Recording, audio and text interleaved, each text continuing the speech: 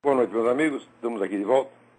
Como sempre, começamos invocando a Santíssima Virgem Maria e o Santo Padre Pio de Pietrelcina, para que roguem a Deus que nenhuma injustiça se cometa nesse programa. Queria lembrar aqui a vocês o curso de Filosofia da Ciência, que será proferido por mim aqui em Colonial Heights, Virgínia, de 10 a 15 de maio de 2010. Contatos para informações e inscrições com o senhor Eduí, telefone 041 99744443 ou 041 35270987 ou pelo e-mail edui.ferro@uol.com.br. O meu filho Luiz Gonzaga Carvalho, o Gugu, estará ministrando proximamente um curso que será uma leitura comentada do livro De Anima, sobre a alma, de Aristóteles.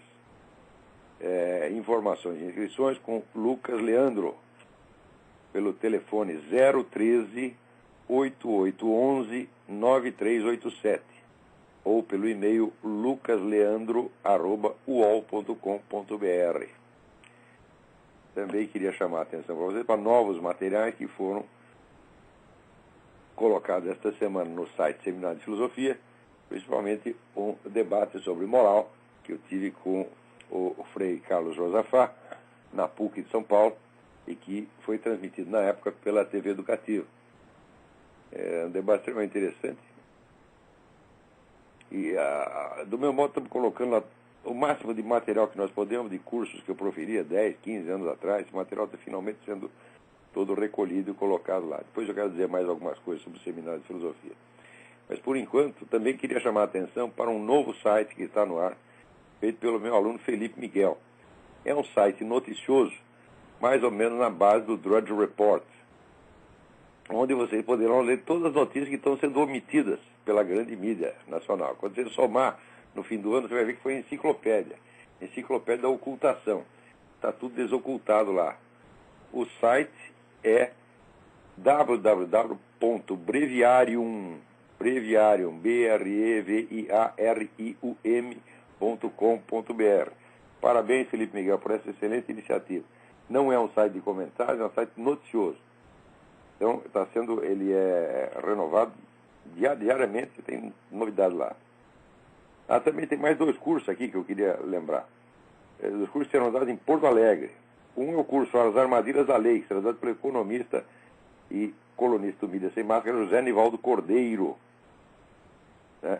O link para o programa do curso é um pouco complicado aqui, mas olha, www.expressãodesign, tudo junto, expressãodesign.com.br/EMKT/UmanidadesARM-lei.html. Como tem a gravação desse curso, eu não vou repetir, depois vocês ouvem a gravação lá. É claro que ninguém pode anotar com essa velocidade, mas na gravação vocês pegam esse endereço direitinho. E o segundo é o curso de Simbolismo e Cosmologia Tradicional, que será dado pelo meu filho Luiz Gonzaga Carvalho Neto, o Gugu. Informações e inscrições com André, pelo telefone 051 9361 9884 ou pelo endereço de e-mail cursopoa@gmail.com. Então, a respeito do Seminário de Filosofia, eu queria dizer algumas coisinhas. Eu vivo recebendo aqui e-mails com perguntas filosóficas altamente complicadas, que, às vezes, para responder, precisaria um livro inteiro. E justamente para preparar as pessoas para que elas obtenham por si próprias essas respostas, ou para que elas encontrem no próprio curso, é que eu criei o Seminário de Filosofia e fizemos um projeto de tal maneira que, havendo ali um grande número de alunos, nós podemos cobrar um preço ridículo, que é o Seminário de Filosofia custa R$30 por mês e o curso, seminário mais o curso, custa 50. Isso é ridículo, até o pessoal do FOB Zero pode pagar isso. Não tem curso mais barato no Brasil, tá certo? Então, eu sugiro às pessoas que me mandam essas perguntas que se inscrevam lá, pô. Quer dizer, a gente está fazendo o melhor que pode para tentar formar uma nova geração de intelectuais brasileiros que daqui 10 ou 15 anos possa sanear o ambiente restaurar no Brasil o senso do que é a verdadeira vida intelectual, acabar com essa palhaçada, com essa empulhação, com essa vigarice, tá certo? Que foi implantada aí e que, na qual os intelectuais servem apenas como cabos eleitorais ou propagandistas de um partido de merda que está nos governando. Né? Algumas pessoas aqui me perguntam o que eu acho da candidatura Mário de Oliveira. Tá certo? Eu acho o seguinte, eu acho que qualquer candidato que não seja esquerdista, é nele que eu voto. É óbvio. Tá certo? E, além disso, esse Mário de Oliveira, ele não tem realmente nenhum compromisso com essas organizações que estão aí no poder. É um cara que está limpo. E se a opção é entre um candidato comunista e outro socialista, então eu prefiro outro que não é nenhuma coisa nem outra. Então fica aí a instrução, meu filho. O Brasil tem solução. Vote no negão. Tá entendendo? Não dá outra. Não dá outra. Vote no negão. Vai funcionar. Tá certo? Melhor do que o Lula, mas é óbvio que vai ser melhor do que o Lula. Mas qualquer coisa é melhor do que o Lula. Eu, na presidência da República, seria melhor do que o Lula. Eu que não sou capaz de gerenciar um posto de gasolina, eu, na presidência da República, seria melhor do que o Lula. Tá certo? Então, olha aqui, pelo menos não exporia o Brasil a esses vexames como o Lula expôs aqui essa semana.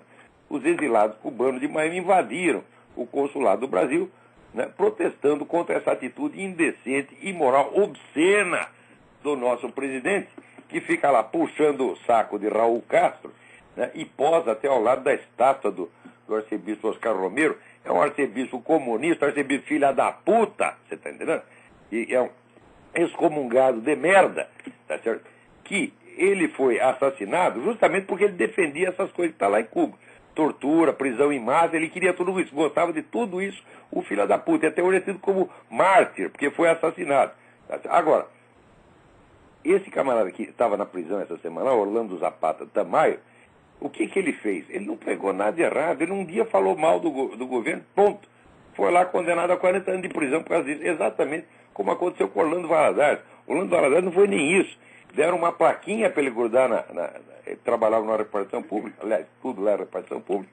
Deram uma plaquinha puxando o saco do governo para ele botar em cima da mesa. Ele não quis botar, pronto.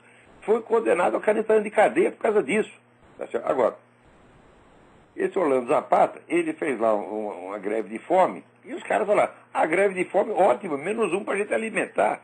Tá certo? Não tem comida mesmo nessa merda. Tá certo? Então, o que acontece? Como aconteceu já com 97 pessoas que fizeram greve de fome em Cuba, mora de fome. É muito simples. O que o governo faz dentro da greve de fome? O cara não quer comida, a gente não dá comida para ele. Eles acham excelente. Quer dizer, esse é o tratamento que os prisioneiros políticos recebem em Cuba. E o pessoal da oposição cubana lá implorando por uma audiência com Lula para falar com ele, porque ele diz que ele é o defensor dos direitos humanos, etc, etc. Ele nem te liga para os caras, ficou lá puxando o saco, chupando a pica do Raul Castro, porra! Isso é o que vocês chamam de presidente, tá certo? Olha, o Lula, eu vou dizer pela milionésima vez, o Lula é cúmplice, tá certo, desse genocídio que está havendo no Brasil, de matar 50 mil brasileiros por ano, porque isso aí quase tudo vem do narcotráfico, e narcotráfico no Brasil é Farc. A Farc domina o narcotráfico no Brasil. Por quê? O governo brasileiro, né, destruiu os pequenos concorrentes locais da Farc. Então agora a Farc manda no narcotráfico brasileiro. E o seu Lula, pessoalmente, assinou em 2001 um compromisso de apoio total às Farc. Isso quer dizer, não se toca nas Farc. Já tem milhões de provas de que as Farc estão lá dando armamento e orientação e treinamento para Comando Vermelho, PCC, tudo quanto é merda no Brasil. Quer dizer, está fomentando a criminalidade, fomentando a violência, fomentando a matança de brasileiros, sob os olhos, não é indiferente, os olhos cúmplices do governo brasileiro. Eu acuso formalmente o seu Lula de ser cúmplice com tudo isso, e se disser que não, esfrego na cara dele o manifesto de apoio incondicional que ele assinou às Farc em 2001, que é uma coisa, vamos dizer, que a nossa mídia até hoje está escondendo. É documento oficial do Foro de São Paulo. O Lula, no próprio site da presidência, os caras transcrevem os discursos que ele faz, contando as suas atividades no Foro de São Paulo. E esses camaradas que no Brasil eles se chamam jornalistas e donos de jornais, esse seu seu João Roberto Marinho, seu Otávio Frias, só serve para esconder. Olha aqui, gente, mídia hoje não é mais órgão de informação. Isso aí mudou muito nos últimos 20 anos. Ocultação, desinformação acontecia antigamente. Agora, mídia é um órgão de controle social. E só. Não é para informar vocês. A mídia serve para recortar o que você pode ver e o que você não pode ver. A mídia é um órgão de censura. Vocês têm que entender isto. Quer dizer, a mídia mudou de natureza. Antigamente tinha, vamos dizer, tinha vários jornais com opiniões diferentes, cada um publicava a sua, e de vez em quando tinha lá um governo ditatorial que impunha uma censura. Agora não é mais assim. A mídia se tornou um órgão controlador do que a população pode saber e não pode saber. Por quê? Está comprovado que o fluxo de notícias, você controlando o fluxo de notícias, você controla a conduta política da população. Tá certo? Isso aí é a famosa teoria que chama a espiral do silêncio. Isso aí é uma técnica altamente desenvolvida, né?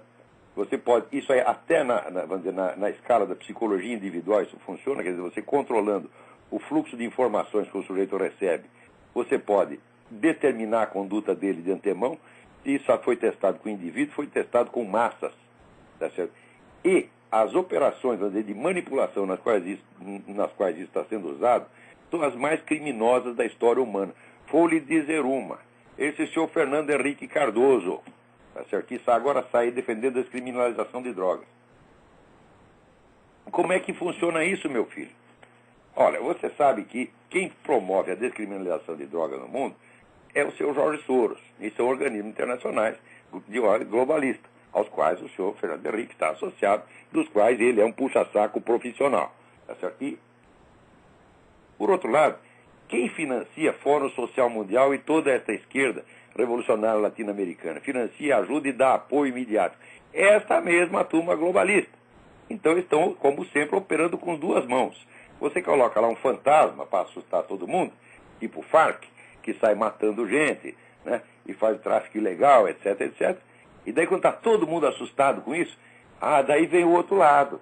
Quer dizer, você está cansado da pancada, né? É que nem o ratinho de Pavlov, está cansado do choque. Agora nós vamos oferecer um queijinho. Qual é o queijinho? O queijinho é o seguinte: nós temos que legalizar o tráfico e as Farc, elas têm que se transformar num partido político legal. Então, isso quer dizer que essas 30 mil pessoas que as Farc mataram, todo essa imensidão de crimes que eles fizeram, tá certo? Destruindo a juventude latino-americana durante 40 anos, vai ser premiado com a transformação deles não só num partido político legal, mas numa empresa legalmente constituída, que vai ganhar dinheiro a rodo e vai conquistar facilmente a presidência da República, onde quer que esteja. Então, essa é uma operação, vamos dizer, de duas mãos, gente. Um assusta e daí vem o outro, né? Um dá lá uma tapa, o outro dá aqui o docinho. E o senhor Fernando Henrique está dando o docinho. Essa história de que, quando o Lula diz, olha, nossa, a Farc, ela tem que parar de fazer violência, ela tem que se transformar num partido político legal. Ele está fazendo de conta que ele quer parar com a violência, mas na realidade, violência ou não é indiferente para ele. O que importa é que as Farc estejam no poder. E como o potencial militar das Farc já foi esgotado, elas já viram que elas não conseguem. Dentro da Colômbia, elas não conseguem sair daquela pequena região de 2% do território que eles ocupam, tá certo? Eles estão militarmente derrotados, cercados, tá certo? Então agora o negócio é mudar a regra do jogo. Quer dizer, militarmente nós nos ferramos. Então vamos passar para a luta política, vamos fazer um upgrade, como a guerrilha brasileira fez. Agora terminou a guerrilha, virou tudo partido político e agora estão no poder. Tá certo? Então isso aí chama-se teoria do pé na porta. Pé na porta é o seguinte: quando você faz uma exigência, é uma teoria psicológica desenvolvida no Instituto Tavistock de Londres, sob a direção do famoso psicólogo Kurt Lewin. Chama-se técnica de pé na porta. É assim, você pede para uma pessoa, olha, me empresta R$1.000, o cara fala, não tenho. Então, me dá vintão. Na verdade, você queria só os vintão. Daí o cara dá. 82% das pessoas cedem a isto. Eles testaram isso na França da seguinte maneira: chegava na casa do fulano com um cartaz enorme, um cartaz de 3 metros, e dizia, nós somos da prefeitura, nós podemos grudar esse cartaz na sua fachada? O cara falava, evidentemente não. Eles pegavam um cartaz de 80 centímetros e diziam, e este? Este sim. Né? só 18% das pessoas diziam não nos dois casos. 82% diziam não à primeira, mas justamente por isso, né, se sentiam culpados, se sentiam mal de ter negado e aceitavam a segunda proposta. Tá certo? Então tem assim, o plano A e o plano B. Plano A, né, as Farc matam todos vocês, distribuem droga para suas crianças. Plano B, a Farc continua fazendo a mesma coisa, só que agora como partido legal, tá certo? E como empresa legalmente constituída. Esses camaradas estão todos trabalhando em associação. Isso é um plano. Lula e Fernando Henrique estão em perfeito acordo com relação a isso, tá certo? Então, é por isso que não se pode aceitar esse PSDB como oposição. Nunca foi oposição. Isso é uma fraude monstruosa. O próprio Lula já declarou isso. E o próprio Fernando Henrique também já confessou. Entre nós e o PT, não há nenhuma divergência, apenas uma disputa de cargos. Falava, disputa de cargos e até dentro do mesmo partido, porra. Qualquer empresa tem disputa de cargo. Quer dizer, disputa de cargo não é luta política, muito menos luta ideológica. Então, isso aí é uma macro-organização com várias faces, PT, PSDB, PSOL, né? E assim por diante. É tudo a mesma coisa. Quer dizer, o que eles fizeram foi criar várias organizações de modo a repartir entre si, repartir entre as organizações da esquerda o monopólio do poder. E as pessoas estão vendo isso acontecer e ficam sem alternativa. Como só tem esquerdista para votar, acabam votando o esquerdista. Então é por isso que eu acho excelente esse surgimento da candidatura Mário Oliveira. A pessoa vem e fala, mas ele tem isso, tem aquilo. Fala, não interessa, o cara não está dentro desse esquema esquerdista, então já é mais que suficiente. Tá certo? Pelo menos, como voto de protesto, vale.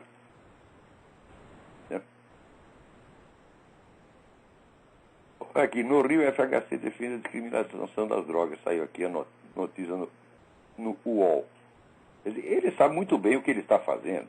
A descriminalização das drogas, veja, se descriminaliza as drogas, o comércio passa a ser legal, quem vai ter o controle quase monopolístico, tá certo, desse comércio? Quem já tem a produção, as redes de distribuição, o controle do mercado.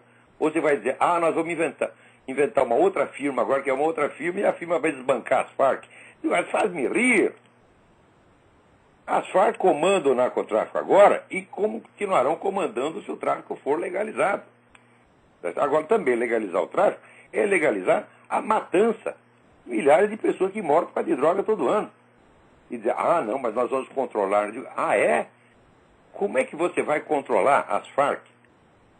Agora que elas terão o comércio legal, por que elas não vão continuar tendo o comércio ilegal também? Por exemplo, no Brasil ainda não é proibido vender cigarro. Cigarro é um comércio legal. As ruas não estão cheias de cigarro contrabandeado? Quem disse que a existência de um comércio legal impede a existência de um comércio ilegal? Né? Bom, também não é ilegal vender armas.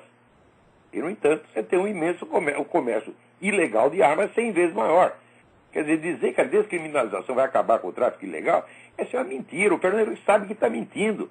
Eu não vou dizer, senhor presidente, o senhor está enganado. Vou dizer, Fernando Henrique, você é um mentiroso, salafrário, vigarista, como sempre foi. Você e o Lula, os dois. E eu não moderaria essa linguagem se tivesse os dois na minha frente. Porque eles sabem que não tem vergonha na cara. Essa gente não tem honra, essa gente não tem espinha dorsal. Mas são todos cagões, não tem um valente lá. Quer dizer que o Lula é o cara valente? O Lula nunca correu um risco na vida. O único risco que ele correu é mexer com o torno mecânico. O torno mecânico era mais inteligente que ele, comeu o dedo dele, porra. Né? Agora, torneiro mecânico, por torneiro mecânico, o Mário Oliveira também foi torneiro mecânico, porra, e não perdeu nenhum dedo. Né? É isso que ele diz. Ele é de origem pobre que nem o Lula e tem uma formação até melhor que a do Fernando Henrique. O cara é formado em engenharia e em direito. Tá certo? E trabalhou na Suíça, trabalhou no Quênia, trabalhou em vários lugares no mundo, é um cara que tem experiência, tá dizendo?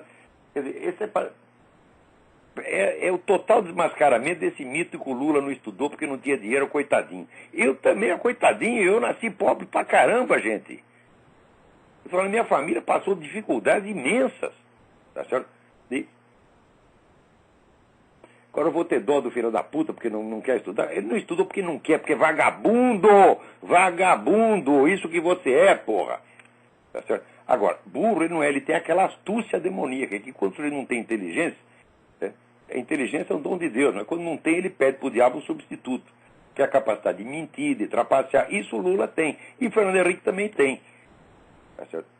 Agora, também o Fernando Henrique criticando o Lula, querendo se fazer de bonzinho. Olha, quem foi que inventou o MST, meu filho? Não foi você mesmo, porra? Quem foi que encheu de dinheiro? Foi você. Quem foi que implantou a doutrinação comunista nas escolas? Foi você, foi o seu governo. Aquele seu merda, aquele seu ministro da Educação, Paulo Renato, tá certo? E o problema do Brasil, gente, não é de fato a direita e a esquerda. O problema é que é muito baixo nível, porra. E o Brasil não foi civilizado ainda, entendeu? Tem uma amiga minha que diz assim, olha, onde nasce a bananeira não floresce a civilização. Eu acho que ela tem razão, tá entendendo? Tem uns lugares do mundo que parece condenado a ficar sempre para trás. Peraí, tem alguém aí na linha. Quem é? Alô? Quem é? Olá, tudo bem? Luiz Guilherme. Quem é? Luiz Guilherme, tudo bem? Luiz Guilherme, tudo bem? Olá, é o seguinte, não sei se chegou a ver, o Coronel Paz de Lira foi chamado ao programa da Luciana Gimenez, o Super Pop, para falar sobre a PL 122, a lei da mordaça gay. Sei. E aí, montaram uma arapuca para ele, que botaram uma plateia cheia de gays, de travesti, de movimento gay, e botaram travesti para debater com ele. Coronel Paz de Lira calou a boca de todo mundo. Ninguém conseguiu falar nada, ninguém conseguiu replicar tudo que ele disse. Vale muito a pena ver. Mesmo que ele...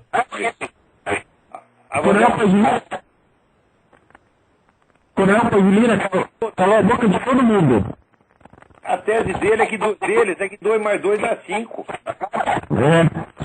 Mas vale muito a pena ver o vídeo, ver como ele cala a boca de todo mundo. O pessoal não tinha como retrucar. Se procurar Paz de Lira, Super Pop no YouTube, aparece o vídeo. Vale muito a pena ver. Tem o vídeo? Aonde que tem o vídeo? No YouTube. Só procurar por Paz de Lira, Super Pop. Paz de Lira, Super Pop. Ótimo. Eu recomendo. Obrigado pelo espaço, Arnaldo Cristina. A gente falar, a gente ganha todos os debates, porque esse pessoal só vem na base da mentira, da falsificação, da empulhação, e levando a claque. Que nem aquele merda do debate comigo no Rio, também levou a claque, não adiantou nada. E fudeu de verde e amarelo no debate. Ela tentando provar que 2 mais 2 dá 5. Então, Geraldo, muito obrigado. Fique com Deus. Deus abençoe o seu trabalho. Obrigado. Essa ligação estava horrível, mas deu para entender. Né? Debate entre o pai de Lira. Está sendo um debate sobre a legislação da mordaça gay. Embora o pessoal do movimento gay levasse a sua claque inteira, o pastor da plateia, para vaiar, para não deixar o sujeito falar, o pai de Lira ganhou o debate. Por quê? Porque ele está dizendo o óbvio, né? Agora aqui, me chega através do site blig.ig.com.br a notícia de que vocês não querem achar ossadas de vítimas da guerrilha do Araguaia? Acharam lá de um cabo e um sargento do exército que foram mortos pelos terroristas. Que acham desencavar a ossada? Vamos desencavar, mas vamos desencavar todas. Hello, this message is for Pamela Fillingham. If you are not this person, please delete this message as it is not for you. This is Chelsea with enhanced recovery. Então, se quer achar ossada, vamos achar as ossadas todas. Agora acontece o seguinte, olha lá, o sargento do exército Mário Abraim da Silva e o cabo Odilo Cruz Rosa. Vê se a família do Mário Abraim ou do Odilo Cruz estão recebendo indenização milionária. Não estão recebendo um puto de um tostão. E lembra aquele soldado Mário Cosel que foi estourado por encher de bomba um caminhão, jogaram o caminhão na porta lá do quartel do 2º Exército, o cara estava lá de sentinela, um coitado de um recruta, que não tinha nada a ver com isso, nem entendia a situação política do país, voou em pedaços. E durante 30 anos a família lá pedindo uma indenização, oferecendo uma ridícula indenização de R$300 por mês. Né? O pai do Mário Cosel morreu tá certo? De desgosto. Ela teve problema cardíaco, morreu de desgosto, de sofrer tanta humilhação. E sabe quem fez essa coisa? Foi a turminha da Dilma. Dilma, tu é uma assassina! Você está entendendo? Olha, eu voto em você para assessor de porteiro do inferno. Tá certo? E isso eu voto. Eu voto em você como... Nem como gerente de puteiro aceitaria você. Porque as putas iam estar correndo risco. Você está entendendo? Você é uma mulher estourada, você é uma assassina, você é uma terrorista. Tá certo? Não vem dizer, eu não assassinei ninguém. Não. Quando tem uma organização, e a organização pratica assassinato, todos os membros dela são solidários com o assassinato. São todos cúmplices. Você assassina sim. Tá certo? Agora, me surgiram votar numa pessoa dessa. Fala, vai ter a merda, porra. Né?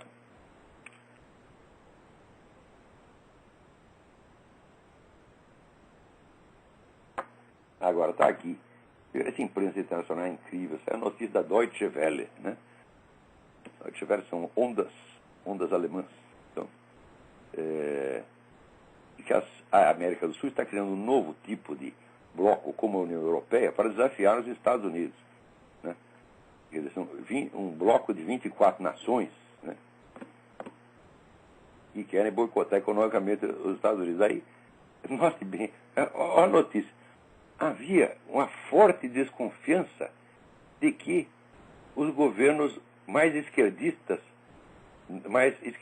da América Latina é que tinham criado a nova organização. Eles desconfiam que foram os esquerdistas que criaram. Olha, mas essa empresa alemã é incrível, incrível, incrível. Olha, leiam um artigo que vai sair no Mídia Sem Máscara, já está lá, do Jacornélio Gonzaga, tá certo? Que chamou Suposto. Né? Onde ele diz assim, né? Os estupram a menininha na rua, o suposto estuprador. Né? A Dilma, a suposta terrorista. Agora, se é para falar mal das Forças Armadas, não é nada suposto. As Forças Armadas mataram, não sei o que, não sei o que, não sei o que. Agora, a Dilma é suposta. Né? O estuprador é suposto. O Champinha é suposto. O cara que matou o João L é suposto. É tudo... O suposto é o personagem que mais aparece na mídia brasileira. Leiam lá esse artigo que está impagável. Jacornélio Gonzaga é um dos grandes humoristas do jornalismo brasileiro. Mas humoristas, de uma hora que somente Karl Kraus é que fala de hora que você não precisa fazer a sátira, porque o noticiário já é sátira. Você lê a notícia, noticiário, você lê a Folha de São Paulo, já é sátira. Né? Que nem aqui o New York Times pegou o movimento dos Tea Party. Ele descobriu lá uma organizaçãozinha extremista que tem 3 membros, né, e fez uma reportagem dizendo, olha, tá vendo? Tem extremista lá dentro. Aliás, aqui nos Estados Unidos está surgindo uma onda, nos anos 60, 70, né, aquele cretino do Bill Buckley, que era um escritor excelente, escritor maravilhoso, e sob certo aspecto uma personalidade muito interessante, muito bonita, mas que politicamente eu acho uma besta. Né? Ele teve a ideia de reprimir, de excluir do movimento conservador o que ele chamava de extremistas. Extremista era a John Birch Society.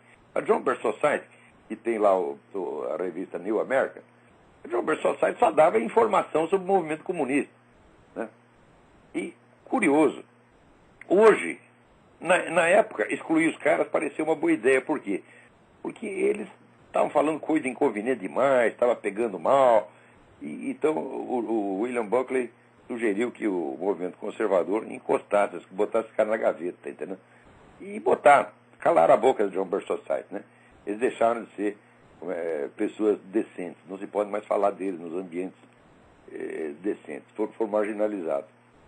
Na época pareceu uma boa ideia, só que hoje, relendo as coisas que a John Birch Society publicava naquele tempo, hoje, depois da abertura dos arquivos de Moscou, a gente sabe que era tudo verdade, porra! Então, o que o Buckley fez?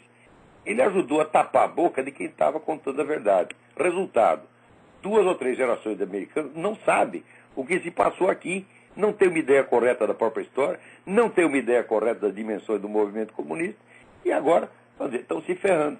Na hora pareceu bonito, porque agora o movimento conservador, né, vai aparecer, vai dar um show de bom mocismo, nós aqui não falamos mal de ninguém.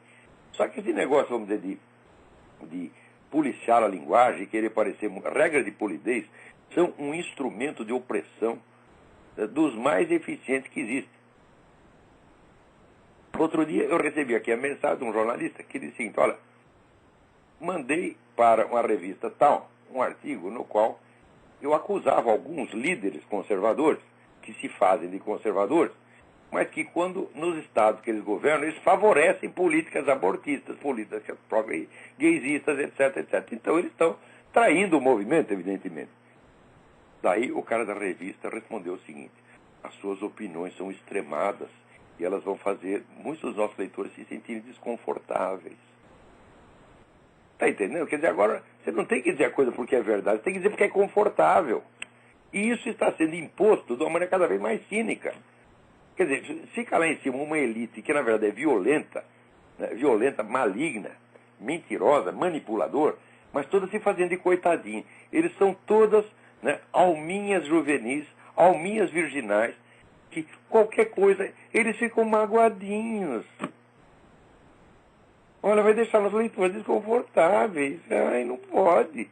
Mas que coisa nojenta, meu Deus do céu. Se a gente não reagir contra isso, olha, daqui a pouco você vai ter que só pode escrever assim, né, receita de comida, né, proposta de reportagem sobre spa, né, regime de emagrecer. Aliás, por exemplo, tem o site da American Online, que 80% da American Online é isso aí. Né? É um provedor de merda, um dos piores provedores aqui. Eu, infelizmente, uso a American Online faz muitos anos, tá certo? E tá todos os meus negócios arquivados lá, então fica difícil mudar, mas... Peraí, tem mais alguém na linha aí. Alô? Alô, quem é? Lauro Maciel? Lauro Maciel, tudo bem? Oi, tudo bem, Lauro. Parabéns pela tua iniciativa aí, esses programas que tu faz e tal. E eu queria colocar algumas coisas aqui, algumas questões aí para tu se estender sobre elas, né? Primeiramente, eu procuro ser meio otimista com relação ao Brasil, porque por uma questão pessoal, assim, né? Mas eu acho, nesse sentido, que a pregação tua, as coisas que tu deixa escritas, teus livros e tal, são mais importantes do que a vitória eleitoral do PT. Porque eu acho que isso é uma coisa que tu deixa registrado e que, de qualquer maneira, as ideias são mais importantes do que as questões políticas, elas acabam florescendo com o tempo. Então, isso sem dúvida, o registro da verdade é o que vai ficar historicamente. O PT, exatamente, essa fase, passará como um peido, mas o que eu estou fazendo vai ficar. A minha obra, exatamente, a minha obra pedagógica vai ficar. Por isso que eu acho bem interessante isso que tu faz. Com relação ao Fernando Henrique, eu sou simpático a ele. E eu acho que assim, ele não seria tão pernicioso quanto o PT, porque ele procurou reformar as instituições. Ele deixou um legado institucional que eu acho interessante. Isso não é o caso do PT, que eu acho que ele está procurando desfazer esse legado de instituições, de agências reguladoras e tal. E uma coisa também positiva... O Fernando Henrique é um presidente 1 milhão de vezes melhor do que o Lula. Isso aí não tem a menor dúvida. E ele também é vigarista intelectualmente, mas ele não é batedor de carteira. Ele não rouba. Agora essa turma do Lula, meu Deus do céu. Você entra lá no Palácio do Planalto, você toma cuidado da sua carteira, porra. Né? Isso aí já não pode acusar o Fernando Henrique. Nem o Itamar Franco, que nunca roubou um palito de fósforo. Tá certo? E com relação a, por exemplo, essa tua pregação, não sei se é ofensivo esse termo, mas com relação ao teu discurso, né? Os formadores de opinião, eu sou de Porto Alegre e eu fiz faculdade de arquitetura, então eu acho que não existe nada mais à esquerda do que uma faculdade de arquitetura em Porto Alegre na década de 80. E na época não existia dúvida com relação ao PT. Todos se acotovelavam à esquerda, eu costumava dizer. A gente procurava ser cada um mais esquerdista do que o outro, né? E hoje já não está tão assim. Porto Alegre é uma cidade que forma bastante opinião e não é. Hoje eu me encontro com meus colegas, eles são bem sarcásticos. Os gaúchos, passado aí. se curaram daquela febre petista e se livraram do PT no governo. Mas acontece, não adianta você botar outro partido se depois os crimes do PT não são punidos. Se ele assume o governo depois do PT, ele tem que investigar tudo e botar todos os filhos da puta na cadeia. O PT bota na cadeia até quem não fez nada. Agora, se um lado é agressivo e quer destruir o outro, e o outro, quando é colocado no governo, só quer afagar os caras e quer ter uma convivência pacífica, o PT vai ganhar sempre. Então, por exemplo, aquela eleição do Rigoto não serviu para nada. Foi só simbólico. Tiramos o PT e botamos lá uma pessoa que não vai fazer nada, né? Nada contra o PT. Isso é como dizia o Bruno Tolentino, ele lembrava o Harold Wilson, que dizia o seguinte: na Inglaterra veio os trabalhistas e empurram a Inglaterra o mais possível à esquerda. E daí vem os conservadores e a conservam exatamente ali. Okay. E com relação a outro item que tu fala bastante, os militares, eles são os que têm que resguardar as instituições, né? Em última análise, contra um avanço assim, institucional. Como é que fica isso? Porque não tem na nossa Constituição essa situação, assim, e eu fico pensando se só consta um impeachment, que seria um... Olha, a nossa Constituição é uma Constituição de merda, feita por um maluco, tá certo? Que vivia de comprimido de lítio, que é o Dr. Ulisses Guimarães, que muitas vezes eu votei nele de trouxa, depois que eu descobri quem era o sujeito. Essa Constituição de merda não configura sequer o crime de alta traição.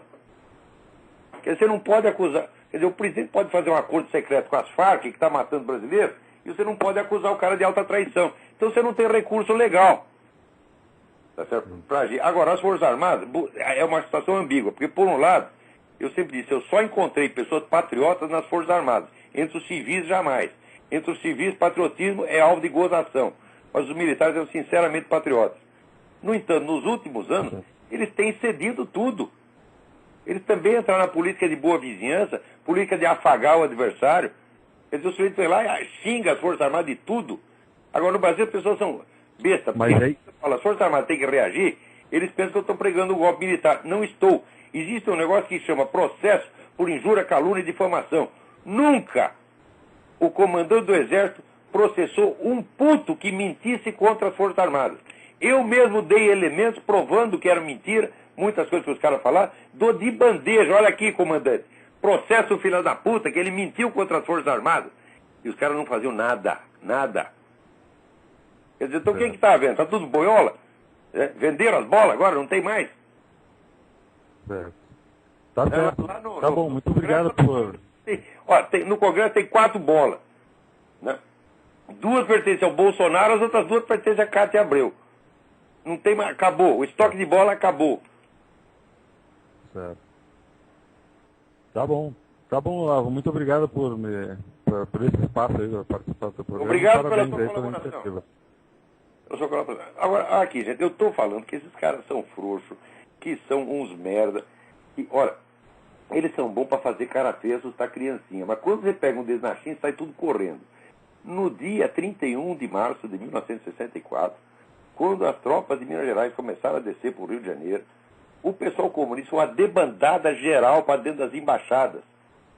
Todo mundo dizia, não, vai ser a noite de São Bartolomeu, eles vão matar todos. Não matar ninguém.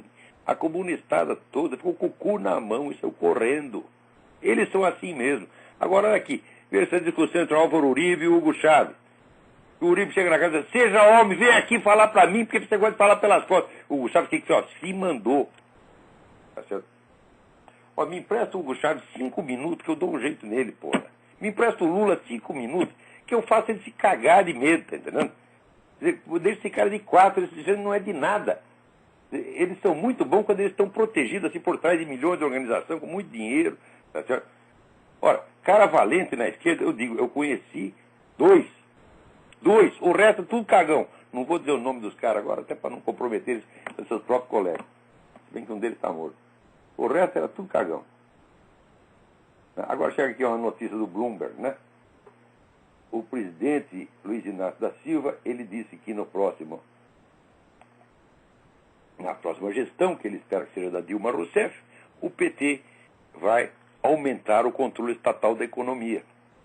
Digo, uai, mas que novidade é essa? Ele veio lá para isso. Este período do Lula foi como a nova política econômica do Lenin na Rússia. Precisa juntar dinheiro, então nós precisamos dos investidores estrangeiros. Então o que faz? A gente afaga os caras e deixa o estrangeiro contente com a gente, ao mesmo tempo em que a gente vai internamente construindo o esquema de poder monopolista do partido.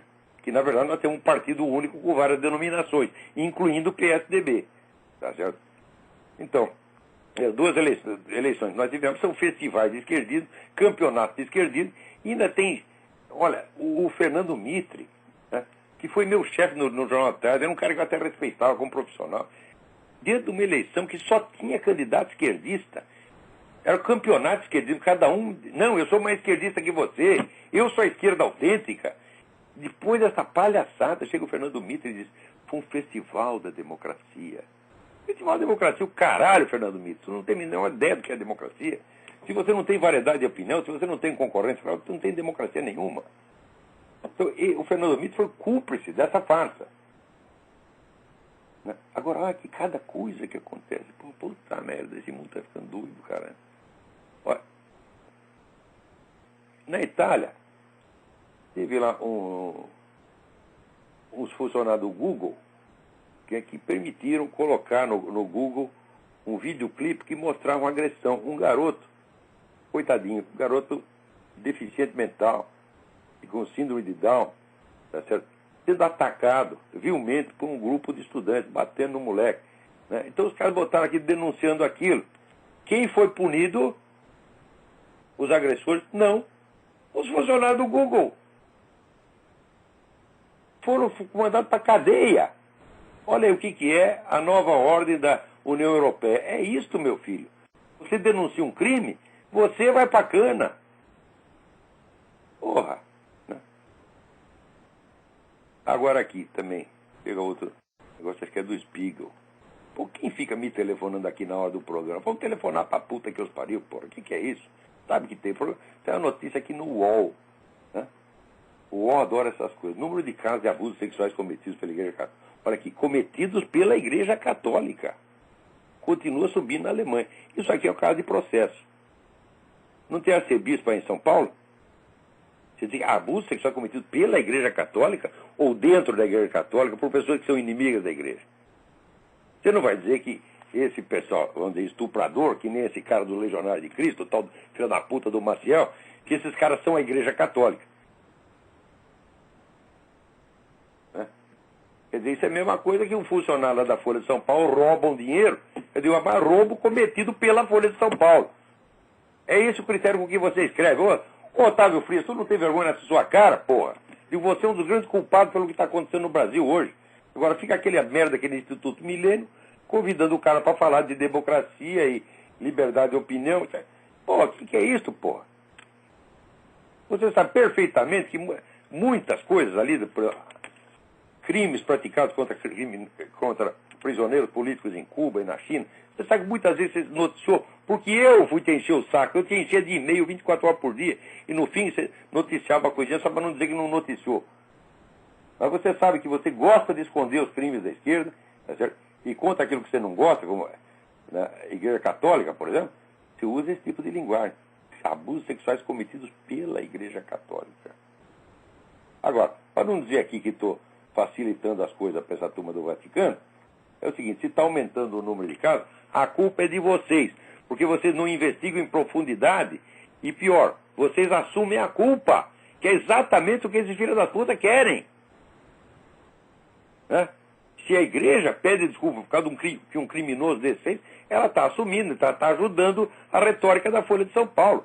Que direito tem um cardeal, um arcebispo, um papa de pedir desculpa em nome da igreja por um crime cometido contra a igreja? Você não tem esse direito, mesmo que seja papa. Tá? Um santo não tem o direito de fazer isso. Ele não tem o direito de jogar sobre as costas da igreja, como instituição, o crime cometido contra ela. Ninguém tem esse direito. Agora fica se fazendo de bonzinho, quer dar demonstração de bom mocismo perante, vamos dizer, uma elite midiática de gente anticristã, de inimigos da igreja. Você quer puxar o saco de inimigos da igreja? Porra, o que é isto? Então vocês estão apanhando, mas merecem apanhar. Note bem, na semana passada eu já mencionei aquele estudo do Alexis de Tocqueville sobre a Revolução Francesa, onde diz como é que a opinião pública francesa, que era 100% cristã, 100% católica, mudou de ideia do dia para a noite. Ela mudou de ideia por quê? Porque a cúpula da Igreja Católica decidiu não se defender dos ataques e fazer de superior. O que vem de baixo não me atinge. Né? Quer dizer, o que vem de baixo não te atinge, nem uma hemorroida. Né? Como é que é isso, porra? Nem um pontapé no saco te atinge se vier de baixo. Todo pontapé vem de baixo, evidentemente, né? Então, quer dizer, como é que você se faz de superior porque você está inferior, porque você está com medo.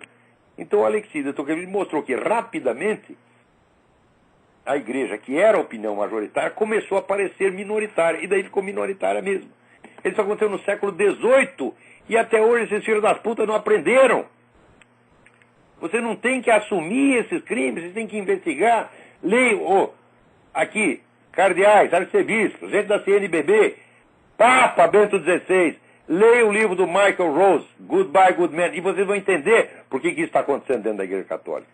Isso é infiltração que começou desde a década de 30 com os comunistas e hoje tem infiltração no movimento gay para desmoralizar a Igreja por dentro. Vocês não têm nem que acobertar esses crimes e nem que assumir, vocês têm que condená-los, mas condenar o verdadeiro autor, que são inimigos da Igreja, porra.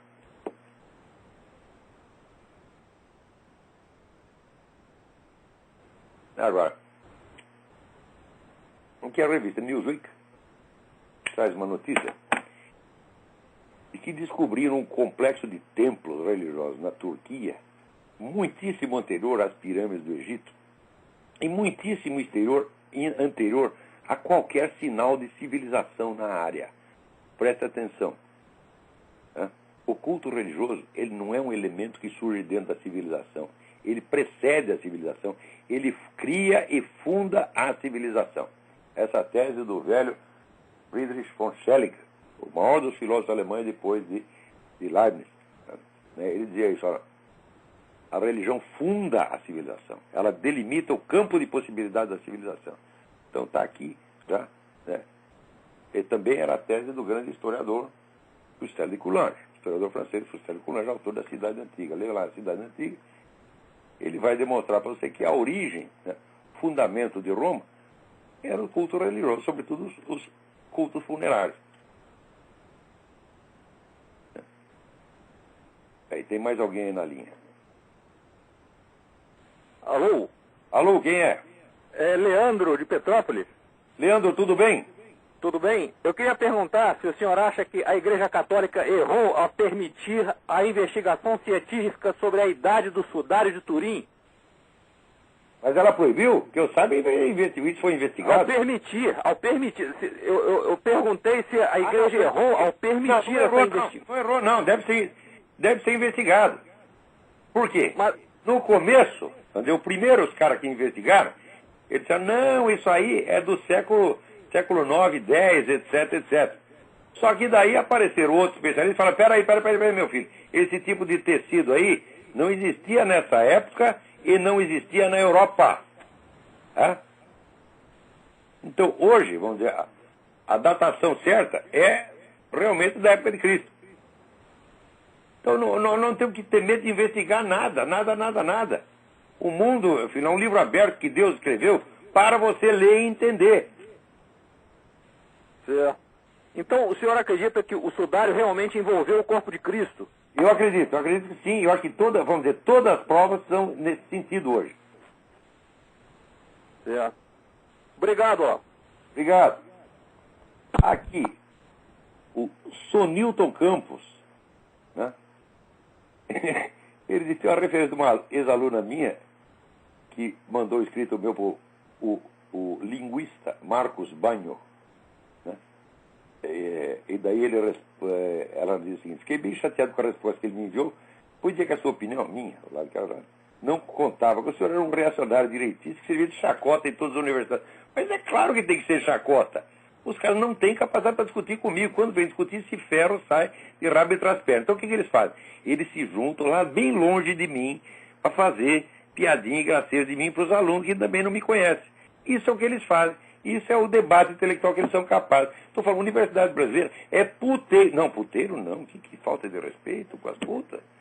Porque no puteiro, você vai lá em busca de serviços sexuais, serviços eróticos, e os encontra. Elas prestam serviço de verdade. Você está entendendo? Agora, esses caras não. Então daí, o Sonilton, fiquei tão revoltado que compus um poema em cestilhas. Não dá para eu ler inteiro, mas está muito engraçado aqui. Eu li 2 livros de um linguista que odeia qualquer purista num linguajar descortês.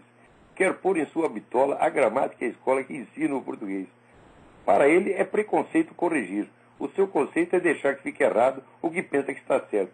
Fique, pois, leitor esperto para não ser enganado. É isso mesmo. Né? Então, o Marcos Banho é um jumento. Ele acha o seguinte, ele acha que ensinar a mesma gramática para todos é antidemocrático. Uai, mas o que é igual para todos não é democrático, não é definição mesmo? O que ele quer, assim, cada classe social tem uma gramática diferente, incomunicável, um sistema de castas. É isso que para ele é democracia. Como é que eu posso discutir com um jumento desse, porra?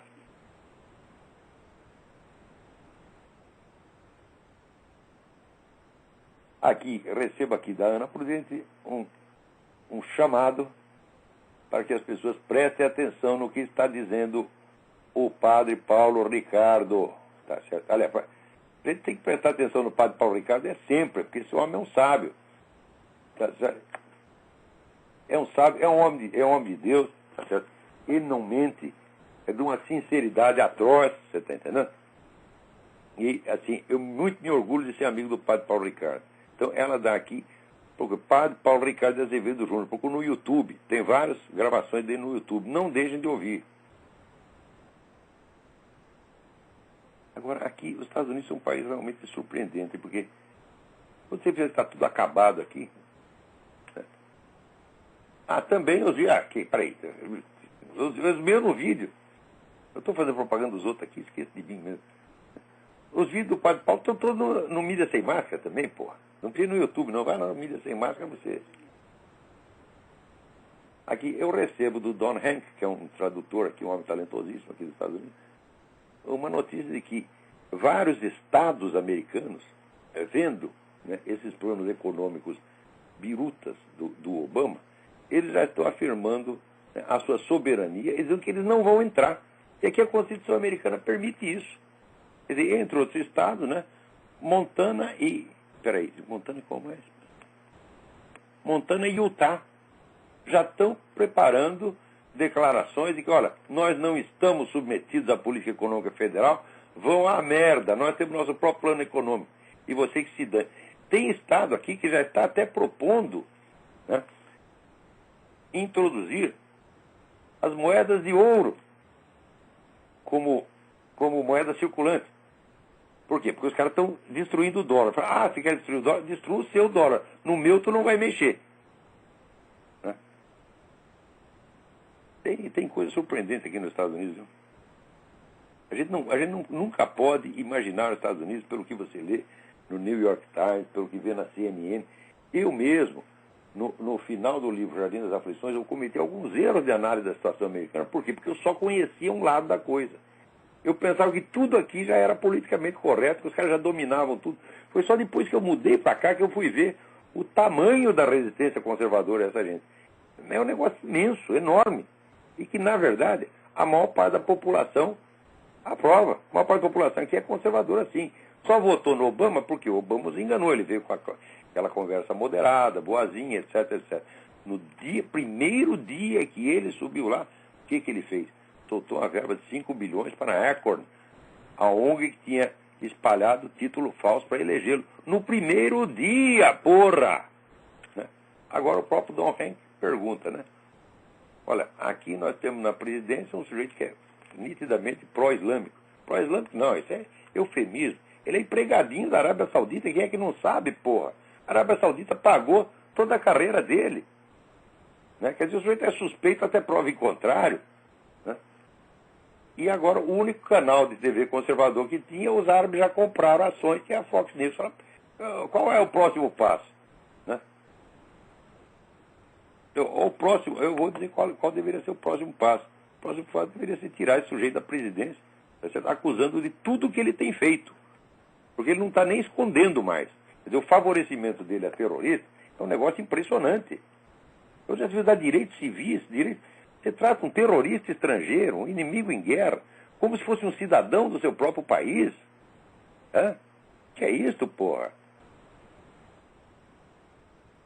Né? Peraí, tem mais alguém aí na linha. Então, alô, quem é? Fale rápido que está acabando o nosso tempo. Olá, Vel, José de São Paulo, tudo bem? José, tudo bem?